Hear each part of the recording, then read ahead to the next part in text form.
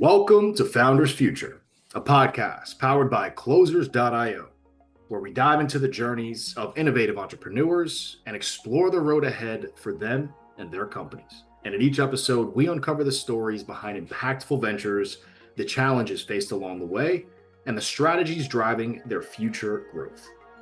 Today, we are thrilled to have Shannon Tresenriter, the CEO and founder of Forefront Agency.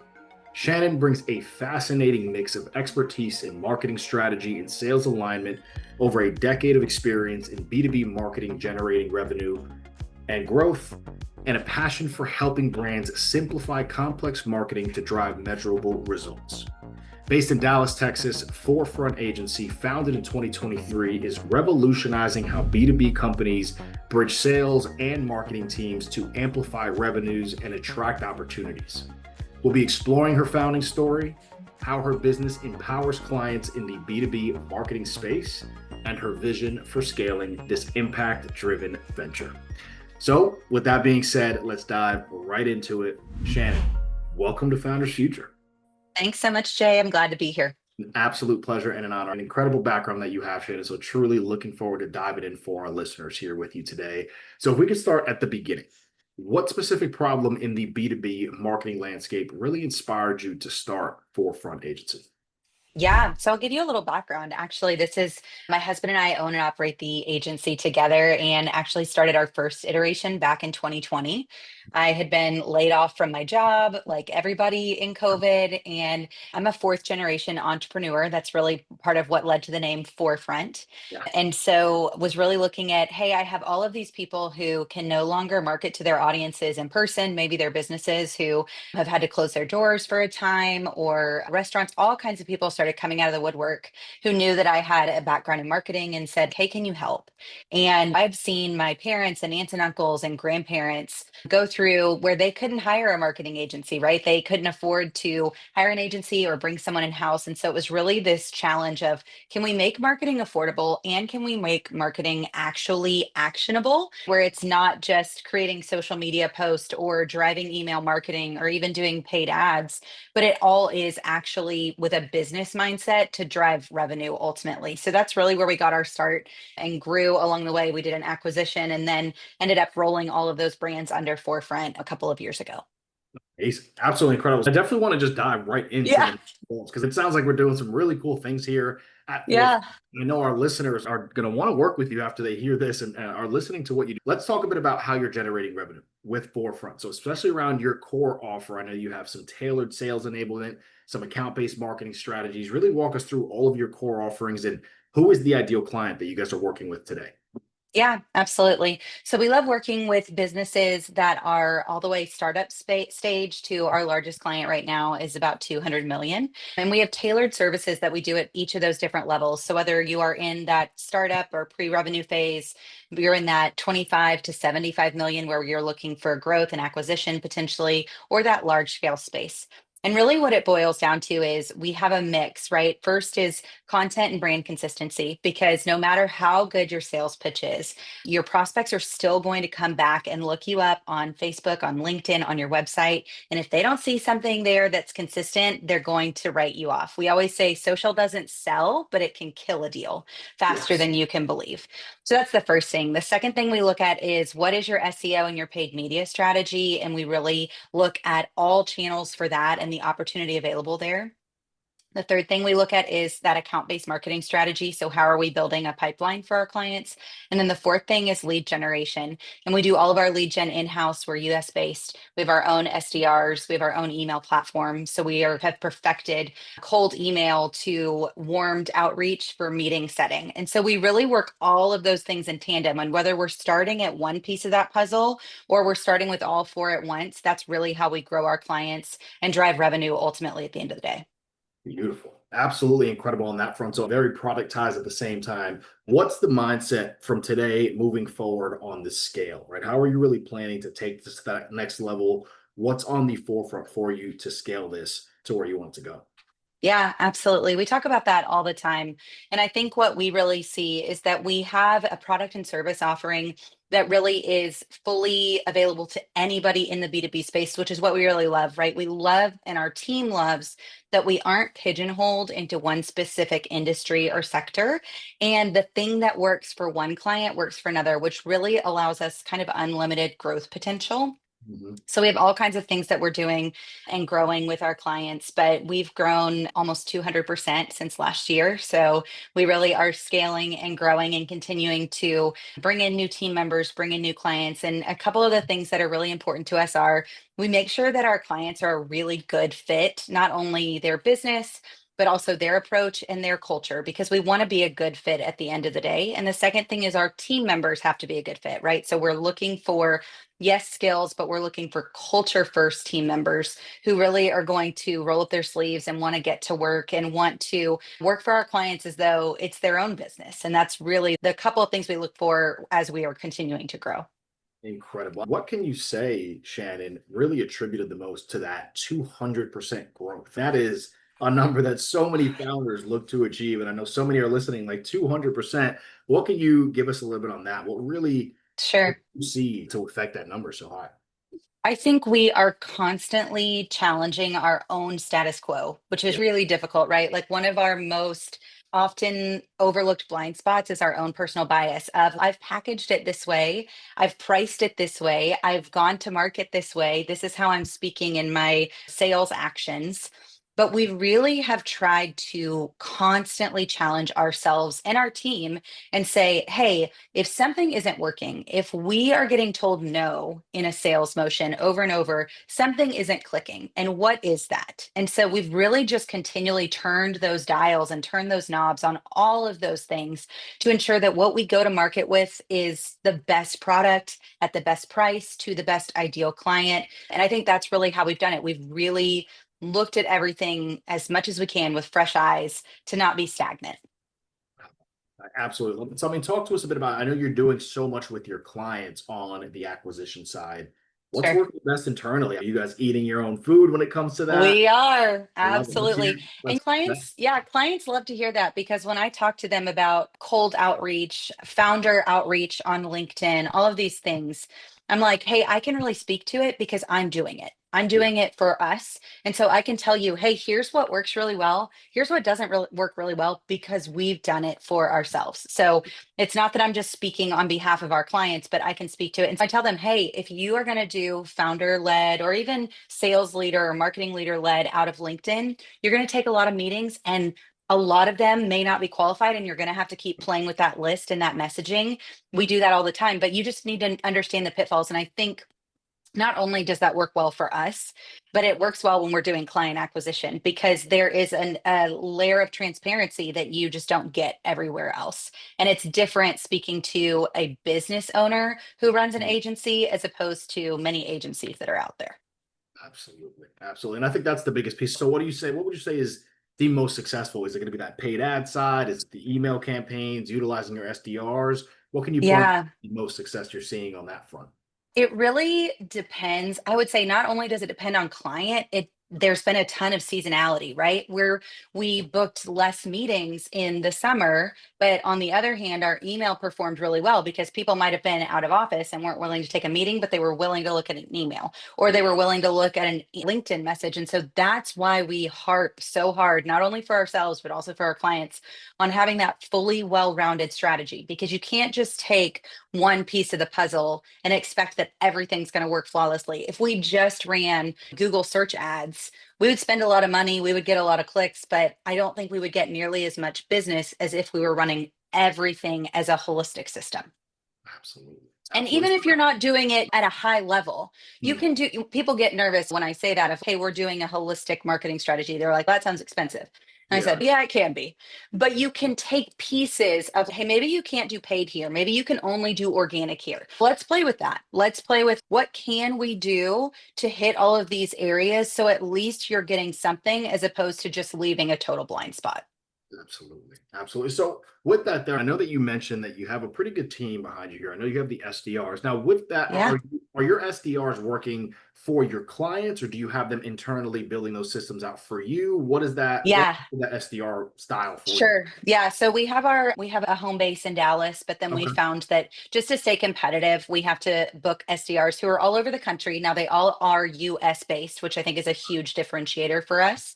And we do extensive training, but they do work fully for us. However, when they get on a call, they would say, "Hey, I'm Danny with Founders Future and I'd love to talk with you." So they do fully sound, and we work really hard on streamlining their talk tracks to Yes. where not only do they sound like they work for our client, but their messaging is very seamless. So when they do have that handoff of, "Hey, we've booked a call for you," and my client picks up the 2 days later, it feels like one seamless company has been speaking with them. I love it. I love and for our listeners, just a phenomenal approach, right? If this is Thank you. that being able to really control that and hone that in and train that talent and then provide that as an outlet for the client is just incredible. Are you utilizing the same structure for yourself where you have your own SDRs Yes. doing the outreach and then Exactly. qualify? And something that I think makes our SDRs a lot more effective was we've worked with clients who had internal SDRs, right? Who worked full time for them. And we actually have said, "Hey, let's compete. Let's see whose SDRs do better." And ours have outperformed almost every single time. If not, they were dead even. But I think it's one core thing. Like at our core, when you bring an SDR on and they only work on one client all the time, they get bored, just like any of us would. And there's a lack of zest. There's a lack of like, I'm saying the same thing all the time. I'm a robot. It's the same for our team. If I was only working on construction, like Right. they would get bored. And so I think that's why our SDRs do so well because we do let them have some variety in who they call for. So maybe they call for a smaller brand in the accounting space, and then they call for a larger manufacturing brand. So they're talking to different people, they're getting to do different things. And we do try to move them around even month over month so that they Yes. don't get stale. That makes a lot of sense, honestly, because that is a huge piece, right? Is just that monotony that comes with it and just the constant cycle of having the same conversation or following the same script, and it leads to burnout. That is also Right. a piece of gold that you just gave to our listeners is giving that variety so you can have longevity within your teams and they want Yeah. to and work hard Yeah. and be more effective. Just incredible across the board there. And And it's clearly, common sense. It's common yeah, sense, but it's like we forget.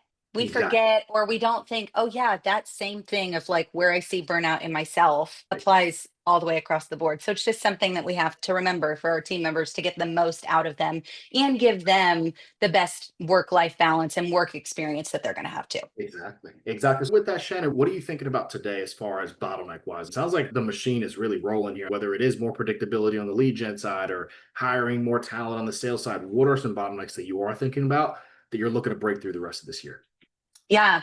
Bottlenecks would just be how do all of us spend our time? That is one of our big initiatives for kind of the end of Q3 and Q4 is making sure that our team is really clear on roles and responsibilities. And it's not fun or sexy, but it is the reality, especially in an agency where there's a lot of crossover, right? Our digital team is going to cross over with our organic team, and there's going to be crossover sometimes in who communicates what message to who. So that's one thing. And then just looking at bandwidth and ensuring that, hey, I want to make sure that the calls that I'm taking are the best possible calls and highest quality as far as the prospects that we bring in. So constantly looking at our targeting at our ideal client and really being willing to, again, be realistic and turn those dials of, hey, if we're not seeing a lot of business generated in this sector, let's switch and look over here and replicate what is working. The biggest thing that I can tell you, and I've heard a lot of it in the last couple of months, is that, oh, 2025, we're just like calling it good and moving on and waiting for 2026. And I think that's a waste. I think that that is really, there's so much of the year left, right? And there's so many positives. And so we really are pushing all the way until December 31st to say, what is all that we can gain this year so that all of the clients that we do bring on are primed to hit the ground running in 2026 and not just say, we're just chalking this year up to a loss and looking ahead to the next one. With that there, then, what is really the big picture? Do you have any revenue targets or impact goals that you're really focused on going into 2026 that, okay, we have this machine built out. Now it's time to hit this next level. What's that laser focused going to be? Yeah, we're really looking to double again. I would say that's our goal. We'll Yeah. see if we can hit that. But that's really where our goal is, and to make sure that we're continually building out. I think something that's made us have a really solid foundation is that we're building out our business at those different levels that I was talking about, and making sure that we're not just getting giant customers and not all small customers. We have a mix of them. And not only does that make us, I think it keeps us honest, right? Because we can't always rely on a bigger paycheck to pay for the marketing things. We have to be scrappy with the smaller guys too.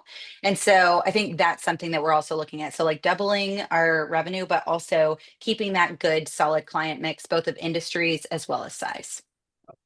I absolutely love that. So, hypothetically speaking, here, if you were able to get your hands on unlimited resources today, Oh Shannon, gosh. what Yeah. are you implementing immediately to accelerate that growth? Yeah, I would say we would love to be able to have more opportunities to get in front of people to speak. We've had a lot of success with both in person and webinar based events. So we'd love to dump some more time and resources into that.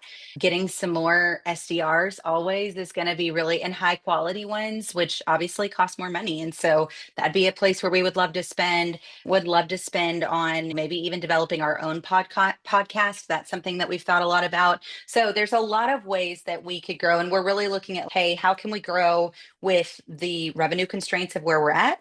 How can we grow if we do have a boom in business? And when we have a boom in business, here's the next steps of things that we're wanting to take on. Amazing. Absolutely amazing. So, last question before going into the lightning round here, Shannon, is Yeah. to be around what your vision is here on the B2B marketing industry as a whole and the Mm, evolution that you see coming in the next few years, especially with your sure. data driven approach. What do you see happening and how are you positioning yourself for that evolution? Yeah. I think something that we love about working in B2B is that we joke that for a lot of B2B companies, they are still in the flip phone era. So when we tell them about the capabilities and availability, not all of them, but especially in a lot of those like manufacturing and hard businesses, blue collar based businesses, the things that we make available to them and just open their eyes to, hey, here's what we can really do with data, and here's how we can do some of these implementations. That's what gets us excited. And we also love working with multi-generational family businesses in the B2B space. That's something that obviously really resonates with us and something that we love doing. So I think for B2B, there is so much potential. And I think we already are harnessing a lot of the things that we've seen work well in B2C, albeit from other agencies. We've seen, hey, this agency is doing this with this client. I think we could adopt that and adapt it and work with B2B. We actually brought on a partner, Resultix, and their platform Resol that has traditionally been in the B2C space. And we really are working alongside them of how can we adopt this for agencies and really to deploy for B2B. So there's so many opportunities. And really, I think we're just going to continue to see B2B evolve with everything that we are adapting and bringing to market there. Absolutely. Absolutely. So, with that, taking us into the lightning round here, Shannon, just two more questions for you before we Okay, wrap. awesome. The first one's going to be on a tool or resource side, whether it's a marketing insight, a sales strategy, an AI tool. What can you say has been the biggest game changer for Forefront this far?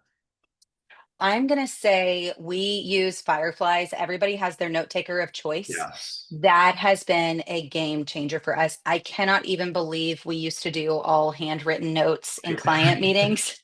Really, if you have not adopted some kind of note taker, it is like the first thing that I would say. And the AI that they are continually building in is amazing. There's so many that I could say, but if I'm talking like every person on my team is using that, from our administrative side to our digital side to leadership, everybody is using it. And it has really been life changing for our team. I love it. I love it. And then last, but certainly not least here, what is the best piece of advice, Shannon, that you can offer to our listeners? Just heard your incredible journey and the successes that you are continuously seeing. What can you leave for them before we wrap it up? I would say my advice is you can do it. When I started the first iteration of our agency, I'd been laid off, I was on unemployment, and I started it at my kitchen table. Yeah. And you can grow. You don't have to have all of the education, all of the background, all of the financing. You can do it. It takes work and hustle, but you can do it. And don't be afraid of stepping out and trying something new. I think that would be the best advice that I could give anyone is just try it and see what happens, because at worst you're going to fail, but at best you're going to grow and you're going to learn no matter what happens. I love it. I absolutely love that. With that right there, ladies and gentlemen, that is going to wrap up another inspiring episode of Founders Future. And Shannon, truly can't thank you enough for coming on the show today and sharing your incredible journey and your insights with us today. Clear as day, the drive, the passion, the hustle, the success is going to continuously come. And truly, it's been an honor and a pleasure to have you on today. And to our listeners, if you enjoyed this episode, don't forget to subscribe to Founders Future wherever you get your favorite podcasts. And also check out Forefront Agency at forefrontagency.com for their marketing insights, and follow Shannon on LinkedIn at linkedin.com/in/Shannon-Sanderford. For more resources and insights, you can visit us here at closers.io, where we are dedicated to helping businesses accelerate their growth through trained appointment setters and world-class marketing systems. Until then, keep climbing, and we will see you on the next one.